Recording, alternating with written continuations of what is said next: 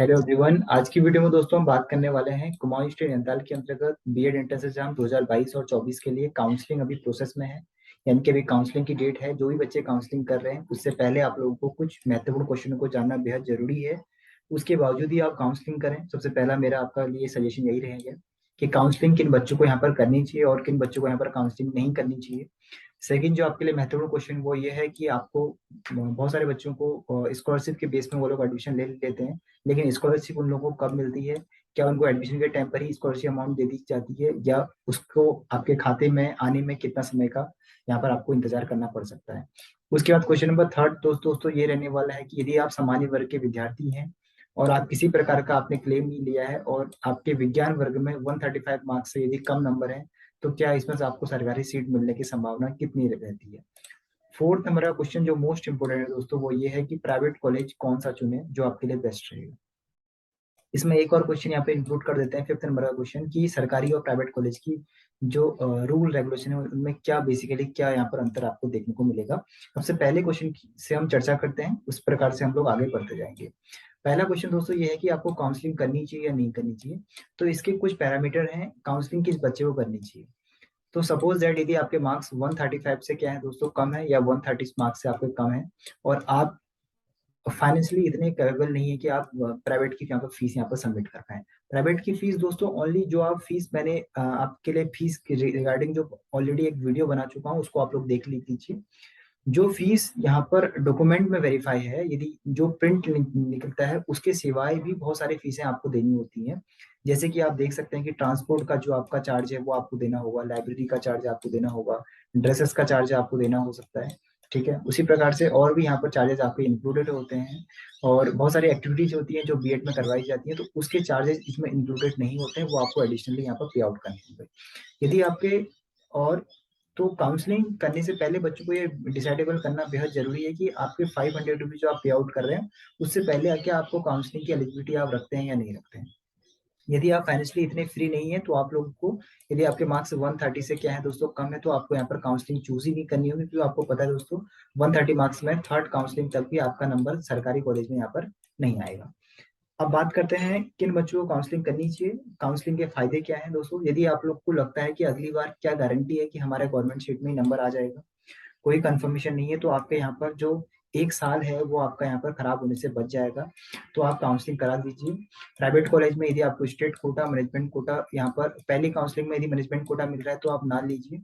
Second counselling में भी फिर से अगेन आपको मैनेजमेंट कोटा मिल जा रहा है, आपने नियरेस्ट कॉलेज में आपके मार्क्स और कम है तो आप मैनेजमेंट कोटा ले लीजिए। आपका जो 1 ईयर का जो गैपिंग हो रहा है वो आपका यहाँ पर कवर हो जाएगा, यानी कि आपका एक साल जो है बर्बाद होने से बच जाएगा। ये काउंसलिंग करने के फायदे और लॉस मैंने आपको दोनों को बता दिए हैं। अब बात करते हैं क्वेश्चन नंबर सेकंड। तो बहुत सारे बच्चों को ऐसा लगता है कि अभी हमारे पास पैसा नहीं है, लेकिन जैसे ही सरकार की तरफ से स्कॉलरशिप अमाउंट दे दी जाएगी, फर्स्ट ईयर की जो फीस है मैं अपने यहाँ पर पास से यहाँ पर पे आउट कर दूंगा, लेकिन जो सेकंड ईयर की फीस है वो गवर्नमेंट की तरफ से मिल जाएगी। दोस्तों जो स्कॉलरशिप अमाउंट मिलती है उसके कोई पर्टिकुलर अमाउंट हर एक बच्चे को नहीं मिल पाती है, क्योंकि आप लोगों को बताता हूँ मैं दोस्तों कि जैसे कोई बच्चा जनरल कैटेगरी का बच्चा है तो उसको जो स्कॉलरशिप अमाउंट मिलती है वो ईबीसी के अकॉर्डिंग मिलती है, ईबीएस करके यहाँ पर लिखा लिखा रहेगा। और यदि कोई बच्चा S C S T category का है तो उसको कास्ट यानी कि S C S T scholarship करके मिलेगी। यदि कोई बच्चा मुस्लिम कम्युनिटी का है या कोई ऐसी माइनॉरिटी कम्युनिटी का है तो उसको माइनॉरिटी कमीशन की तरफ से स्कॉलरशिप मिलती है। तो ये स्कॉलरशिप अमाउंट हर बच्चे के लिए डिफरेंट डिफरेंट रहती है। ऐसा नहीं कि एक बच्चे को यदि मैं डिफाइन कर दूं कि नहीं आपको 35,000 मिलती है तो हर एक बच्चे को 35,000 मिलेगी। और बहुत सारे बच्चों को ऐसा लगता है कि फीस के अकॉर्डिंग मिलते हैं, कितनी आपने फीस पे आउट की है। ऐसा बिल्कुल भी नहीं है कि आप गवर्नमेंट कॉलेज में आपकी फीस अप्रोक्सीमेट 1 ईयर की 500 की अप्रोक्सीमेट रहती है, और वही आप बात करते हो प्राइवेट कॉलेज में 50,000 या 45,000 की अप्रोक्सीमेट रहती है। तो इन दोनों बच्चों को ऐसा नहीं कि जो गवर्नमेंट कॉलेज में बच्चा पढ़ रहा है उसको स्कॉलरशिप अमाउंट 5,000 के अकॉर्डिंग मिले, उसको भी 35,000 के अकॉर्डिंग मिले। ऐसा बिल्कुल भी नहीं है। दोनों बच्चों, यदि गवर्नमेंट कॉलेज में बच्चा पढ़ रहा है प्राइवेट कॉलेज में बच्चा पढ़ रहा है, दोनों सामान्य वर्ग के बच्चे हैं, दोनों की प्रीवियस ईयर में परसेंटेज सेम है, तो उन दोनों बच्चों को इक्वल अमाउंट यहाँ पर गवर्नमेंट की तरफ से दिया जाएगा। गवर्नमेंट कॉलेज है प्राइवेट कॉलेज है इसका कोई भी यहाँ पर विभेद नहीं किया जाएगा। अब बात करते हैं स्कॉलरशिप अमाउंट कब दी जाएगी आपको। तो स्कॉलरशिप अमाउंट का जो फॉर्म है दोस्तों वो सितंबर अक्टूबर के फॉर्म पर यहाँ टाइम पर यहाँ पर फिलअप होगा, और ये अमाउंट आपके खाते में दोस्तों फरवरी या मार्च के महीने में क्रेडिट की जाएगी। फरवरी या मार्च, ये 2 मंथ ऐसे रहेंगे जहां पर आपके खाते में यहाँ पर इसमें मार्च अप्रैल भी यहाँ पर समय लग सकता है। तो यदि आप इस बार एडमिशन लेंगे तो आप अगले साल यहाँ पर इसके लिए अप्लाई करोगे सितंबर अक्टूबर में।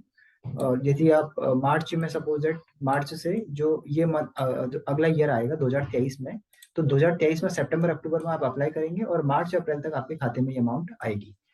तो ये बिल्कुल भी डिसाइडेबल इस चीज पे मत रहिए कि आपका सरकार की तरफ से जो पैसा आएगा वो बिल्कुल इस परफेक्टली वैसा आएगा, उससे हम यहाँ पे स्कॉलरशिप दे देंगे। तो बिल्कुल भी आप अपने अकॉर्डिंग इसको मैनेज कर सकते हैं।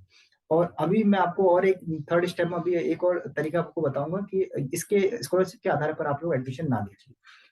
थर्ड क्वेश्चन है आपका सामान्य वर्ग के विद्यार्थियों को, सामान्य वर्ग के विद्यार्थी हैं और विज्ञान वर्ग के, खासकर विज्ञान आपकी स्ट्रीम है और आपके 135 नंबर से यदि कम नाम यदि आपके मार्क्स हैं तो इसकी संभावना बहुत ज्यादा है कि दोस्तों आपको सरकारी सीट यहाँ पर नहीं मिल पाएगी थर्ड काउंसलिंग तक भी।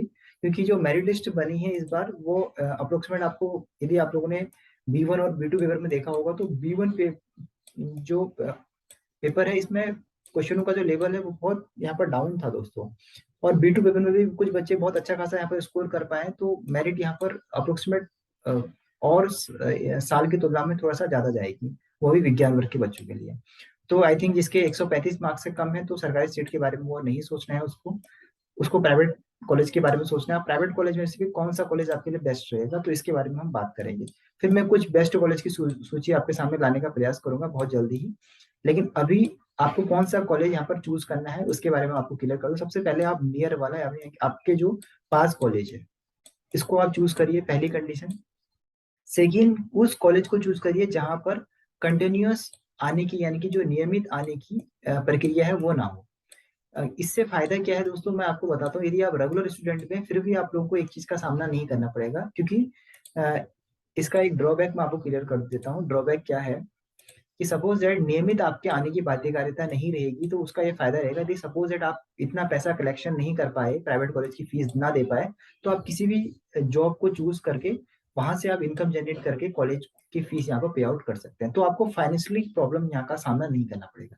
यदि कॉलेज में नियमित आने की बाध्यकारी होगी तो आप प्राइवेट जॉब नहीं कर पाएंगे, जॉब नहीं कर पाएंगे तो आप फाइनेंशियली यहाँ पर आपको एक बहुत बड़ा प्रेशर यहाँ पर झेलना पड़ेगा, क्योंकि 2 साल का आपको टाइम पीरियड है। तो आपने दोनों बातों को सबसे पहले आप नियरेस्ट वाला जो आपके घर के नजदीक है उस कॉलेज को चूज करिए। आपको, क्योंकि आप यदि दूर कॉलेज चूज करते हैं तो उसका आपको ड्रॉबैक, आपको रेंट का खर्चा देना पड़ेगा, आपको वहां पर रहने का, साथ में ट्रांसपोर्ट का खर्चा देना हो सकता है, ठीक है। ऐसी बहुत सारी प्रॉब्लमें हैं। आपको 1 ईयर का बीएड है नहीं दोस्तों, 2 साल का बीएड है, तो ऐसी बहुत सारी चीजें आपको देखने को यहाँ पर मिलेगी। तो इन चीजों को आप प्रेफरेंस में आगे रख के ही अपने कॉलेज को सिलेक्ट करिए। और डेफिनेटली रूप से आपको इसका फायदा देखने को मिलेगा। बहुत सारे ऐसे बच्चे होते हैं जो दूर का प्राइवेट कॉलेज चूज कर लेते हैं, वो उनको स्टेट कोटा मिल रहा होता है, लेकिन उनको जो फीस 2 साल की जो फीस वो लोग चेकआउट कर पाते हैं तो उनको मैनेजमेंट कोटा से भी बढ़ के फीस यहाँ पर पे आउट करनी होती है।